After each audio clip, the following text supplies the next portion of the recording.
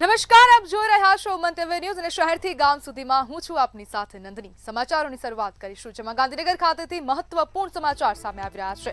ગુજરાત કેબિનેટનો આ મોટો નિર્ણય, ભૂપેન્દ્ર પટેલની અધ્યક્ષતામાં 23 દરખાસ્તોને મંજૂરી મળી છે। મહત્વપૂર્ણ સમાચાર સામે આવ્યા। એક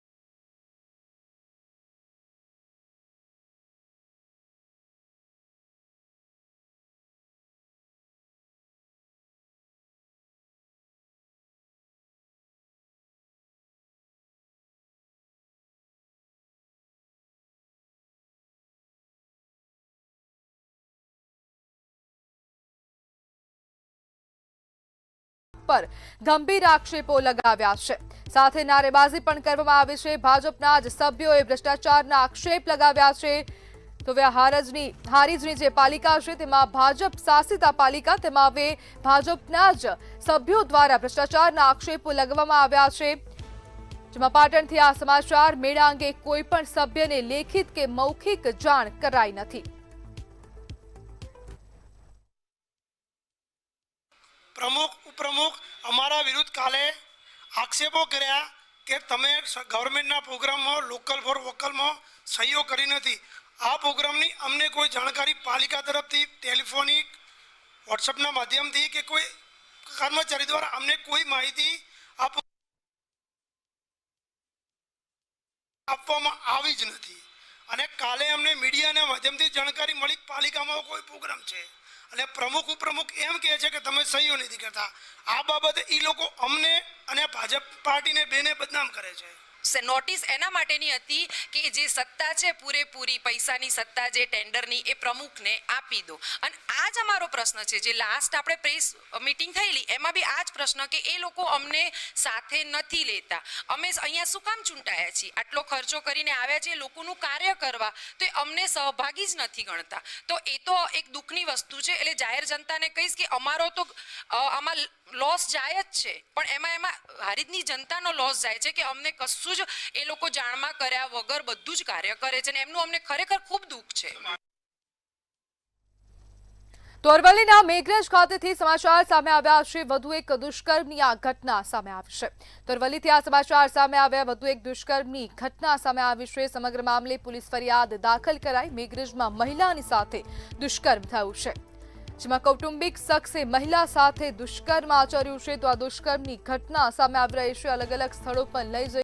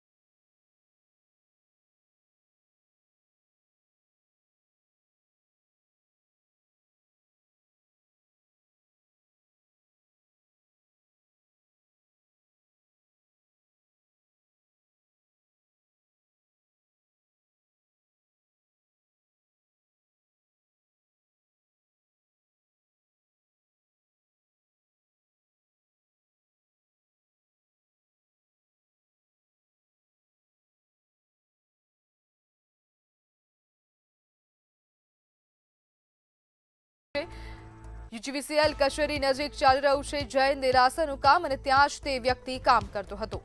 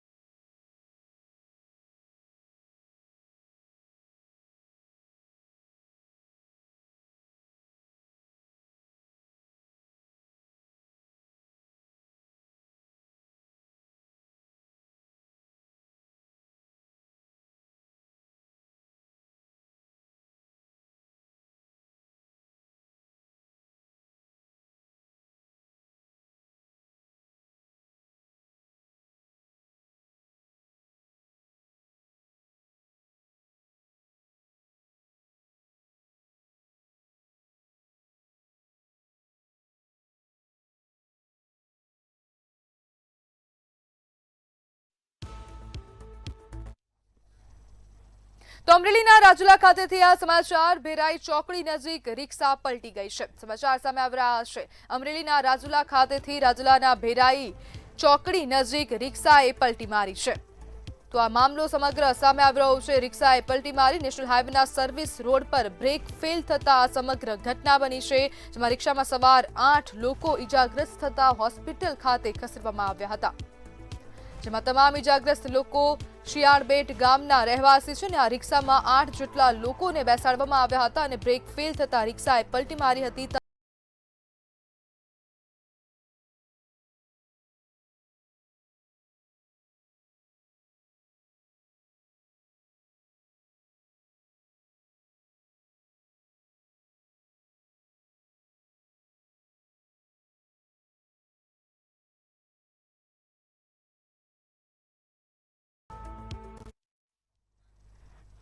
તો સુરતથી સમાચાર સામે આવી રહ્યા છે. પટેલ સમાજને એક જૂથ થવા હવે આનંદીબેન પટેલ દ્વારા હવે અપીલ કરવામાં આવી છે. સમાચાર સામે આવી રહ્યા છે, જેમાં પટેલ સમાજને એક મત થવા આનંદી પટેલે ટકોર કરી છે, જેમાં સુરત પ્રવાસ દરમિયાન આનંદી પટેલે ટકોર કરી છે. પટેલ સમાજમાં વિખવાદ મુદ્દે ટકોર કરવામાં આવી છે. તો સુરત ખાતેથી આ સમાચાર. આનંદીબેન પટેલ હાલ સુરતની મુલાકાતે પહોંચ્યા છે, સુરતના પ્રવાસે છે, જ્યારે તેમનું આ નિવેદન સામે આવ્યું, ક્યાં સુધી કડવા અને લેવાના નામે અલગ થતા રહેશું. अब हम धीरे धीरे धीरे करके नीचे उतर रहे हैं. हम तो लेवा पटेल का नेतृत्व करेंगे, हम तो कड़वा पटेल का नेतृत्व करेंगे. अरे भाई ये क्या है, सोच बदलो. हम भारतवासी हैं. તો રાજકોટથી મહત્વના સમાચાર સામે આવી રહ્યા છે. તો રાજકોટ ખાતેથી આ અન્ય સમાચાર સામે આવ્યા. તો આ મહત્વપૂર્ણ સમાચાર, જેમાં આનંદી પટેલ દ્વારા કરેલ ટિપ્પણીનો આજે મામલો છે, તે લઈને આ વધુ સમાચાર સામે આવ્યા. પાટીદારો મામલે આનંદી પટેલે ટિપ્પણી કરી હતી ને તેને જ લઈને આ રાજકોટથી સમાચાર. ગુજરાત સરદાર ધામના મંત્રી જ્યોતિ ટિલવાનું નિવેદન સામે આવ્યું છે, જેમાં આનંદી પટેલ દ્વારા વાત કરાઈ તે ખૂબ જ સાચી છે. તો હવે આનંદીબેન પટેલની વાતને હવે સમર્થન આપવામાં આવ્યું છે. અમે ક્યારે પણ કડવા કે લેવા વચ્ચે ભેદ નથી કર્યો. તો હવે આનંદી પટેલનું આ નિવેદન, સુરતમાં આનંદીબેન પટેલે નિવેદન આપ્યું હતું અને તેને જ લઈને હવે રાજકોટથી આ સમાચાર સામે આવ્યા છે. કડવા અને લેવા પટેલ બંનેને જૂથ થવા માટે અપીલ કરાઈ. રાજકીય તાકાતમાં પણ વધારો થશે તેવું આ નિવેદન સામે આવ્યું છે. જ્યોતિ ટિલવાનું આ નિવેદન. આગામી ચૂંટણીમાં બંને એક મંચ પર એક થાય તે જરૂરી છે. બેને જે કીધેલું છે એ તદ્દન સાચું કીધેલું છે ભાઈ. હું તો વર્ષોથી સદાધામમાં જ્યારે રાજકોટમાં પાયા નાખેલા ત્યારથી હું એમની સાથે કામ કરતી હોઉં છું. અને અમે તો કડવા અને લેવા ક્યારેય પણ અમે જુદારો નથી કરેલો, અને ક્યારેય પણ અમે કડવા પાટીદાર છીએ એવી રીતે પણ અમે નથી વર્ણન કરેલું. અમે તો ફક્ત પાટીદાર તરીકે જ ઓળખાય છીએ. અને જ્યારે પણ અમે એમ નથી કહેતા કે અમે લેવા અને કડવા, હરેક લેવા અને કડવા જે પણ કોઈ કહેતા હોય તો પણ અમે એમ કહીએ છીએ કે આપણે પાટીદાર છીએ. એટલે હું તો બધાને એમ કહું છું કે આપણે પાટીદાર તરીકે જ રહીએ. તો વાવથરાથી સમાચાર સામે આવી રહ્યા છે. હાઈવેમાં જે ગેરરીતિ થઈ છે તેને લઈને હવે રજૂઆત કરવામાં આવી છે. સમાચાર સામે આવી રહ્યા છે વાવથરાદ ખાતેથી, જેમાં લાખણી થરાદ હાઈવે નિર્માણમાં ગેરરીતિ મુદ્દે રજૂઆત કરવામાં આવી. સ્થાનિકોએ થરાદ કલેક્ટરને કામમાં ગેરરીતિ બાબતે રજૂઆત કરી છે. સમાચાર સામે આવી રહ્યા છે. 25 કરોડના ખર્ચે લાખણી થરાદ રોડનું નિર્માણ કાર્ય ચાલે છે અને તેમાં ગેરરીતિ થઈ હોય તેવા આક્ષેપો કરવામાં આવ્યા છે. જેમાં 4 લાઇન સર્વિસ રોડ લેવલે થતા પૈસાને લઈને હવે આ ગેરરીતિ ક્યાંક ને ક્યાંક થઈ રહી છે તેવા આક્ષેપો કરવામાં આવ્યા. કે લાખણી તાલુકાની અંદર અમારે લાખણી વાસણા 4 રસ્તાથી કરી અને રિલાયન્સ પેટ્રોલ પંપ સુધીનો એક 25 કરોડના ખર્ચે 4 લાઇન હાઈવે બને છે અને બાજુમાં વચ્ચે ગટર લાઇન અને એની બાજુમાં સર્વિસ રોડ બને છે. તો તેની અંદર બહુ મોટા પાયે ભ્રષ્ટાચાર ચાલી રહ્યો છે. તમે મારો એક પેલા વિડીયો શેર થયો હતો, તમે તેને ખણો ને તો અંદરથી રેત પડે, તિરાડો પડી ગઈ હતી. પછી લોખંડની જે જાળીનું છે એનો પણ એક ફોટો શેર થયેલો હતો. તો એને સિમેન્ટ ને લોખંડ ને કપચીને કોઈ લેવા દેવા જ નથી. તો એ બાબતે અમે ત્યાંના કોન્ટ્રાક્ટરને રજૂઆત કરી હતી કે તમે અમને એસ્ટિમેટ પ્લાન આપો. તો એ લોકો કોઈ એસ્ટિમેટ પ્લાન કે અમારી જોડે છે જ નહીં. તમે આરએનબી માં જાઓ અને ત્યાંથી આઈટીઆઈ રજીસ્ટર કરી અને પછી તમે ત્યાંથી, તો હું એમ કહેવા માંગુ છું કે એની જોડે એસ્ટિમેટ પ્લાન નથી, કોઈ ડ્રોઈંગ નથી, કોમ કઈ રીતે કરવાનો એનો કોઈ પ્લાન, તો એ લોકો કઈ રીતે કોમ કરે છે એ બાબતે અમે અહીંયા કલેક્ટર સાહેબને રજૂઆત કરવા આવ્યા હતા કે સાહેબ અમારા વિસ્તારમાં કોમ સારું થાય અને પહેલા જ વરસાદે ગટર તૂટી ન જાય એની ખાતરી કરી અને સારા કોમની અપેક્ષા બાબતે અમે કલેક્ટર સાહેબને રજૂઆત કરવા આવ્યા હતા કે સાહેબ આપ શ્રી સારું કામ કરાવજો. તો સુરતના રાંદેર વિસ્તારથી સમાચાર સામે આવી રહ્યા છે. 35 લાખની લૂંટનો બનાવ બન્યો છે. તો લૂંટના સમાચાર સામે આવ્યા. સુરતના રાંદેર વિસ્તારની સમગ્ર ઘટના 35 લાખની લૂંટ થઈ છે. તો આ લૂંટનો મામલો સામે આવી રહ્યો છે, જેમાં આંગણિયા પેઢીના કર્મચારી પાસેથી 35 લાખની લૂંટ કરવામાં આવી છે. જેમાં 2 વ્હીલર પર આવેલા લોકોએ લૂંટ ચલાવી હતી. તો આ કર્મચારીની પાસે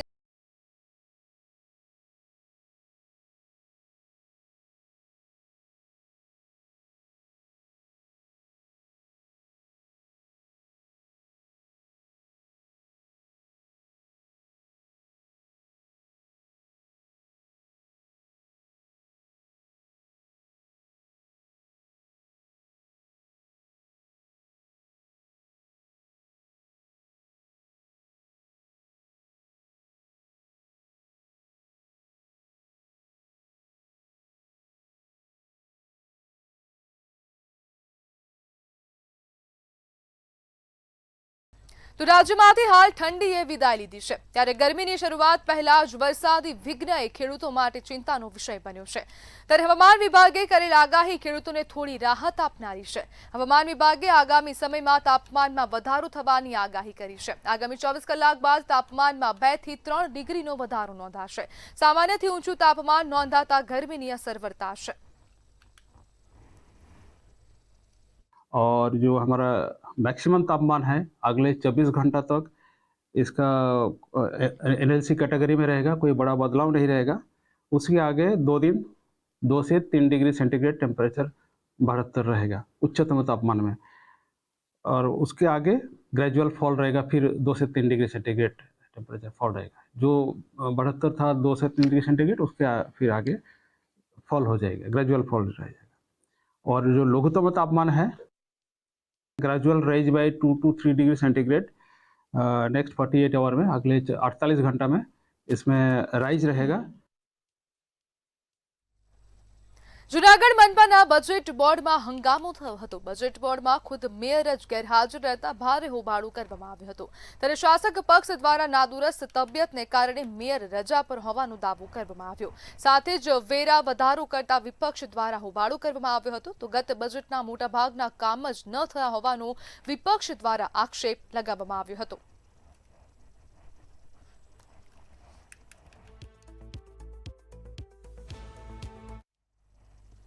અમરેલી જિલ્લાના પીપાવાવ ખાતે પીએસએલ હોલ્ડર કંપની વિરુદ્ધ ખેડૂતોમાં રોષ ઉગ્ર બન્યો છે. રાજુલા તાલુકાના રામપરા આસપાસના ખેડૂતોએ 1992માં ઉદ્યોગ સ્થાપના અને રોજગારી આપવાની શરતે જમીન વેચાણ કરી હતી.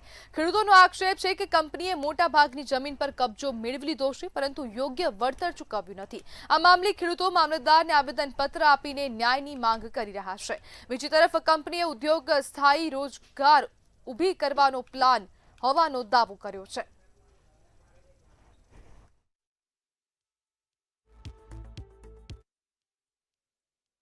હાલ અમોએ રામપરા મુકામે કંપનીની જગ્યામાં કોઈપણ શખ્સોથી અણબનાવ ન બને તે હેતુથી કાયદેસર કાર્યવાહી કરી પોલીસ પ્રોટેક્શનની માંગણી કરી ડેવલપમેન્ટનું કામ તમામ સરકારી આધારો સાથે રાખી કરેલ છે.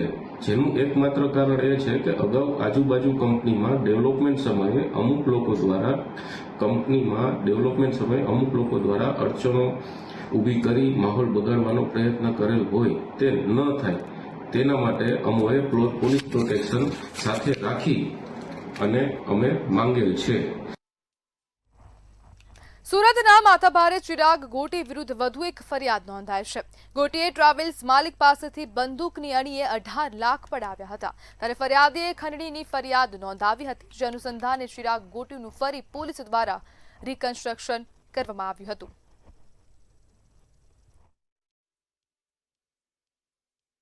સુરત શહેરમાં ચિરાગ ગોટીને ફરીથી એક વખત વરઘોડા કાઢવામાં સામે દ્રશ્યમાં જોઈ શકો છો કે સુરત શહેરની સરથાના વિસ્તારમાં જે ચિરાગ ગોટી છે એને ફરી એક વખત વરઘોડો કાઢવામાં આવ્યો છે.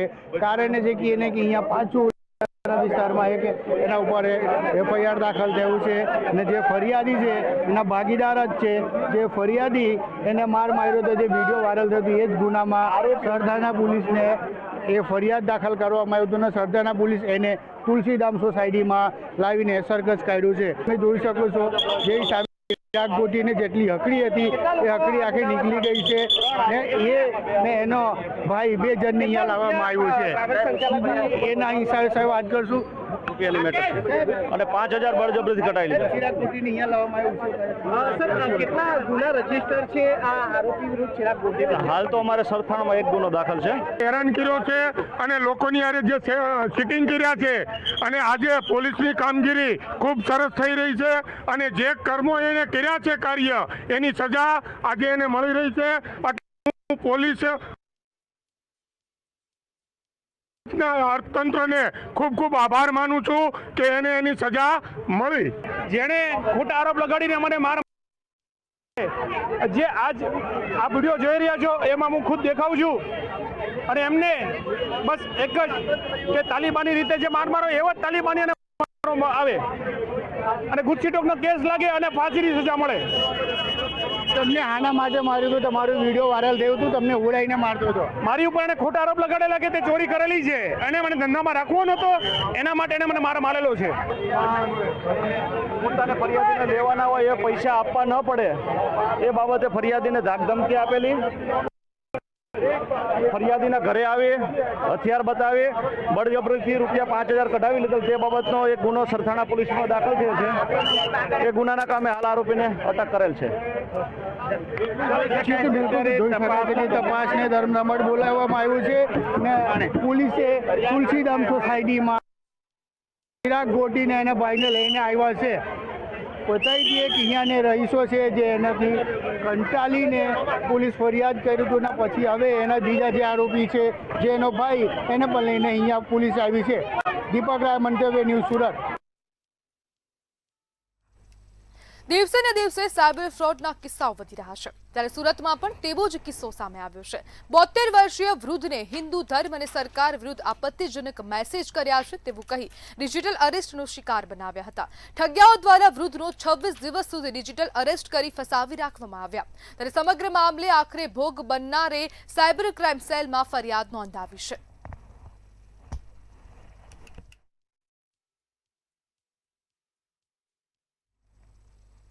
આગામી 26 ફેબ્રુઆરીથી ધોરણ 10 અને 12ની પરીક્ષાઓનો પ્રારંભ થઈ રહ્યો છે ત્યારે બનાસકાંઠા જિલ્લામાં પરીક્ષાને લઈને જિલ્લા શિક્ષણ વિભાગે અનોખો અભિગમ અપનાવ્યો છે। જિલ્લાના તમામ પરીક્ષા કેન્દ્રો ઉપર વિદ્યાર્થીઓ સરળતાથી પહોંચી શકે તેના માટે શિક્ષણ વિભાગ દ્વારા ડિજિટલ રોડ મેપ તૈયાર કરવામાં આવ્યો છે। બાળકો સરળતાથી યોગ્ય સમયે પોતાના પરીક્ષા સ્થળ ઉપર પહોંચી જાય એ માટે એક નવતર પ્રયોગના ભાગરૂપે અત્રેના જિલ્લામાં ડિજિટલ રોડમેપ નામની એક પુસ્તિકા બનાવવામાં આવેલી છે કે જેના ટચ કરવાથી QR કોડ દ્વારા સ્કેન કરવાથી જે ડિજિટલ ગૂગલ મેપ દ્વારા છે એ બાળકોને લાઈવ લોકેશન મળી જનાર છે। ઉપરાંત રિક્ષા એસોસિએશન તરફથી પણ જ્યાં બાળકોને જરૂર હોય ત્યાં રિસિપ્ટ બતાવીને બાળકોને ફ્રી ઓફ કોસ્ટ એમને પરીક્ષા સુધી મૂકી શકાય એ પ્રકારની વ્યવસ્થા કરવામાં આવેલી છે। બનાસકાંઠા જિલ્લામાં 212 જેટલા HSC અને SSCના પરીક્ષાના કેન્દ્રો છે। આ તમામ કેન્દ્રો ઉપર પોલીસ તરફથી ચોક્કસ બંદોબસ્ત રાખવામાં આવનાર છે। દરેક કેન્દ્ર દીઠ એક પુરુષ એક મહિલા પોલીસ અને હોમગાર્ડનો બંદોબસ્ત રહેશે।